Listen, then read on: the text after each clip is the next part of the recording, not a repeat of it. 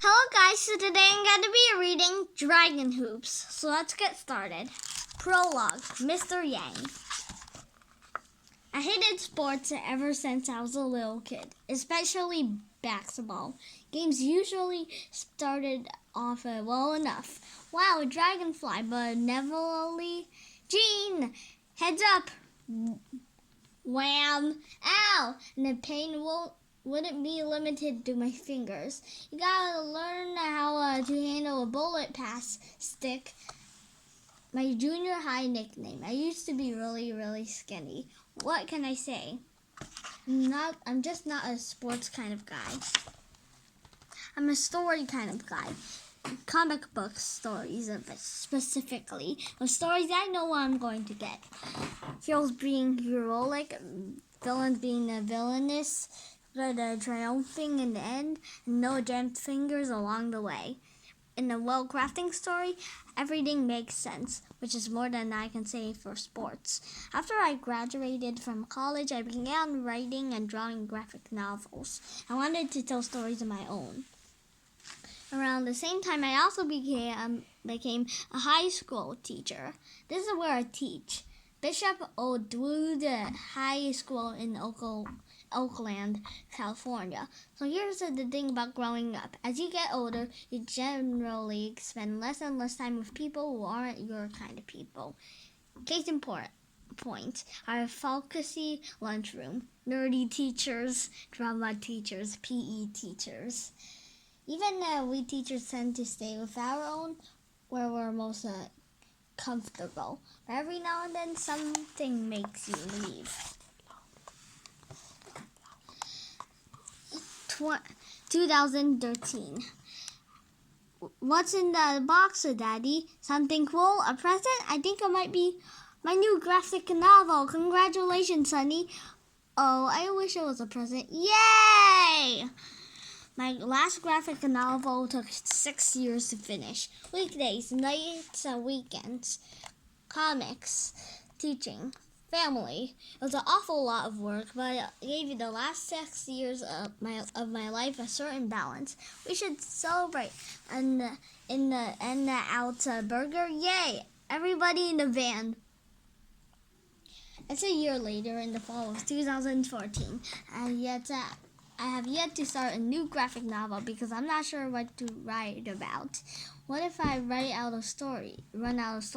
Hey, Mr. Yangers, you okay? You seem stressed out. I'm fine. Thanks for asking, Aaron. Not a big fan of that nickname, though. As long as you're all right, Mr. Yangler. Not a big fan of that one, too.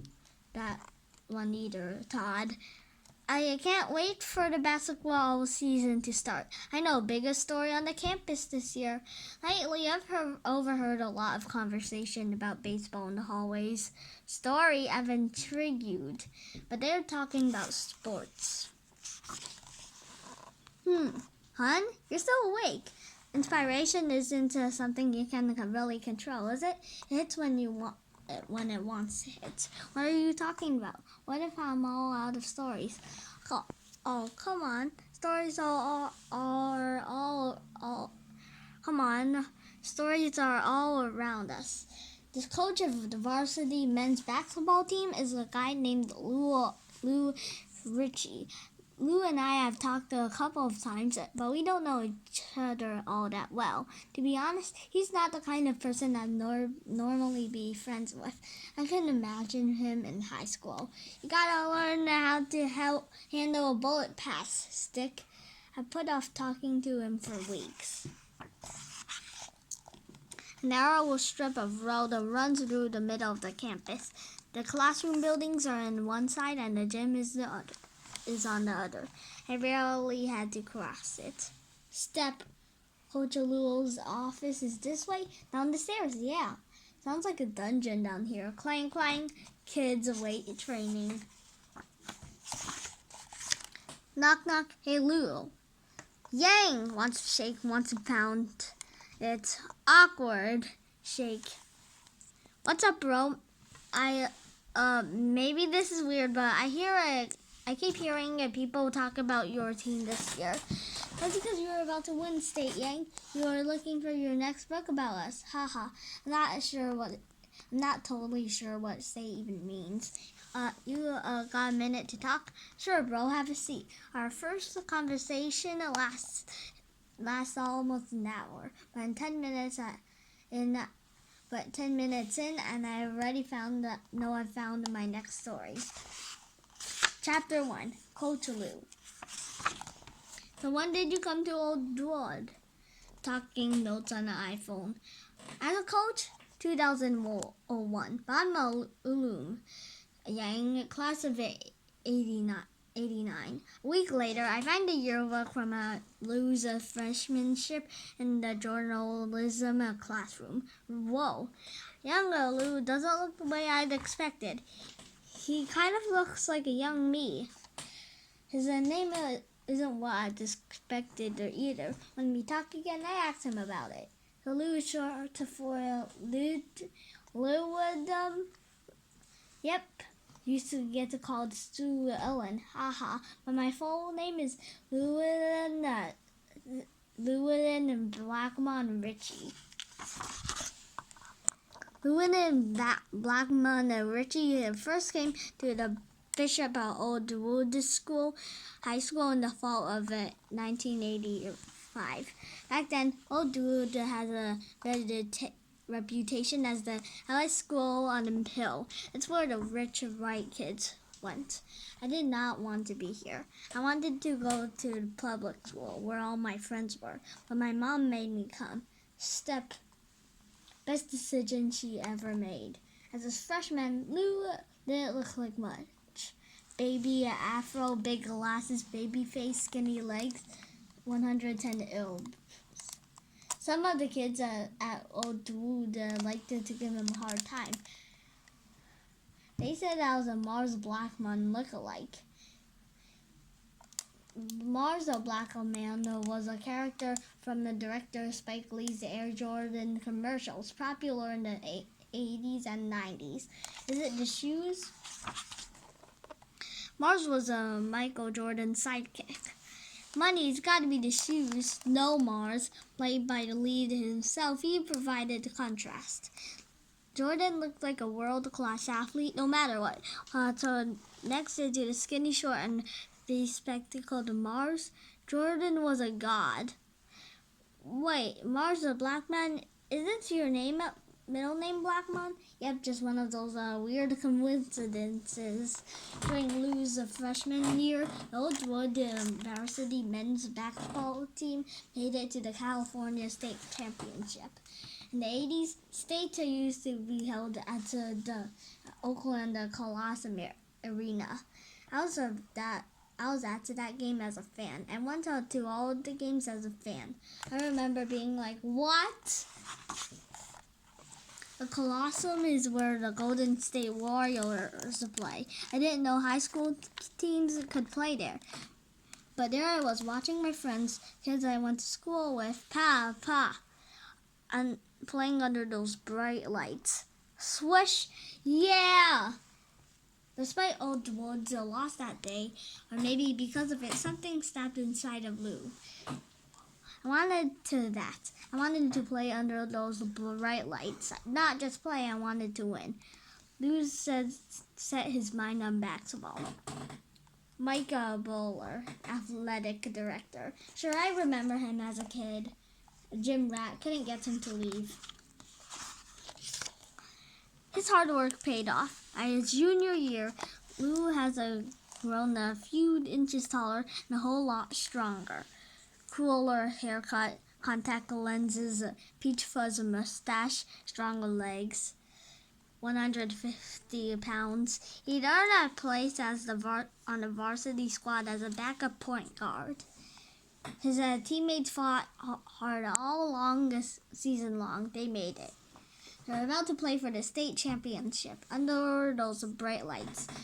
Lou wore black Air Jordan 3s. The rest of the team wore white Converses like they were supposed to. Tonight, the Bishop will do the Dragons of the Oakland face of the Manual Art Toilers of the Los Angeles. Who is the greatest high school basketball team in the state? We're about to find out. As sure as you know, Brian, the current playoff system was created back in 1982. That's right, George. Since then, the season's final game has matched the North and the Carolinas test against the Southern Carolinas. This is the Toilers' first trip to the finals, but the Dragons' thirds. Bishop O'Dood came once in the 83 and again in the 86, but could not get it done either time. Some consider Dragons coach Mike Phelps the finest in all the state. This year, his team boasts the 32-2 record, but every time they made it to the championship, the 7 teams had their number. He has not been able to win the one game that counts most. We're about to find out if they're right. Tip off. Lou didn't get to the game until midway through the first quarter. Lou, you get ready. Pa, pa, pa. I was nervous out there. Excited. Maybe a little too excited. Lou Richie passes. Stolen. Whap. The Toilers put it up. Swish. And to make the Dragons pay for their carelessness. Swish. Pa, pa. Take care of the ball, Lou. Catch. Richie's wide open. Swish. Revenge for the little guy. Yeah. You know he's only 5'8". Clap, clap. Lou found his rhythm soon enough. So did the rest of his team.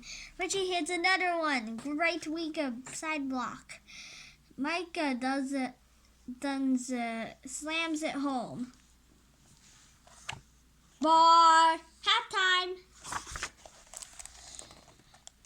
Boy, the Dragons just dominated that first half. We'll see if Emmanuel Arts can figure out how to get back in this team. After the break, the Dragons came back confident and composed. We were sure we were going to win. Wayne Williams streaks down the lane like a man on a mission. Pa, pa, slam. Wow, you see that? That was a statement. The Toilers just told the Dragons you might have the first half, but this half belongs to us. He's on a breakaway. See ya. The Dragons look like a completely different team out there. Unbelievable. Another steal by Manual Arts. Timeout.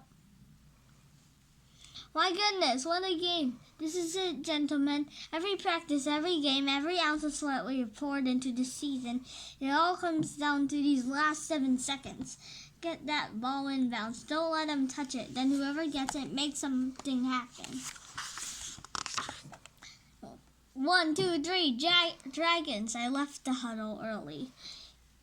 You know how kids can be a bit disillusional.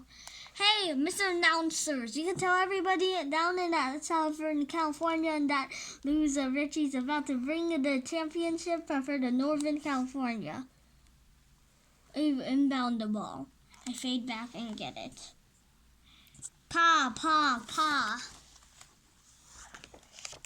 Under those bright lights, Lou ran and jumped and shot. His whole world had disappeared except for one ball and one basket. Clang, tunk, swish, roar! Yeah! Woohoo! Clap, clap, clap. The whole crowd freaks out. Me and the coach are hugging, jumping up and down. Then all of a sudden we hear, whee! No bucket! Offensive goaltending. In the middle of the game, the cylindrical space above the basket is considered sacred. When the ball is there, no human is allowed to touch it or the rim below it. The ball is given the chance to decide fate on its own. Unfortunately for the Dragons, there was a human hand near or possibly even on the rim while the ball was in its sacred space. Clang, tunk. The hand belonged to Mike Dones, the Dragons' power forward. No bucket! What? Coach Phelps. I never really heard him cuss before. But there he was on live TV. Bullish, bullish, bullish. No basket. Wow, that was a gutty call. The crowd can't believe it. It's hard to tell, George. It's really hard to tell if his hand was over the rim. Neither Coach Phelps cussing nor the announcers, the balance made a difference.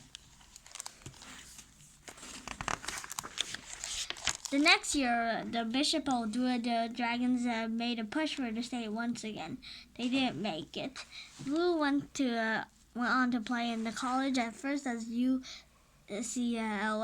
and then at Clemson before a hamstring injury ended his career. He graduated with a degree in history. What made you choose history? You have to know your past if you want to create a future, Yang. You still think about what happened? Oh, I had to let it go, but hurt definitely. I was bitter for a while. I mean, it was the most controversial call in the history of California high school basketball. If you look at the replay, you can't tell. It doesn't look like the trajectory of the ball changes at all. But I guess it doesn't really matter. Would have been nicer to have won, though. In the fall of 2001, Lil Richie came back to Bishop Druid High School for the first time in more than a decade. Except this time he came as a coach, not balding yet, contact lenses, full goatee, sturdy legs for his age, more than 50 pounds, 150 pounds. He began as an assistant to Mike Phelps. Then in 2012, he was promoted to a head coach. Since his return, Lou has helped guide 5 old Druids squads to state. 2004. This is the Dragons' 4th trip. 2007, 5th trip, future NBA All-Star James Harden. 2010, 6th trip to state. Maybe this. 2011. Maybe this is the year 2014. The year they finally bring home that championship trophy. So I'm 0 to 5, 0 to 6 if you count me as a player. And as a school, Old Druid is 0 to 8. But 2015 is finally our year, Yang. What's the reason? I'll give you 2. Even a Rab and Paris Austin. So this is the end of chapter 1. I hope you enjoyed my video. Please subscribe to our channel. Bye!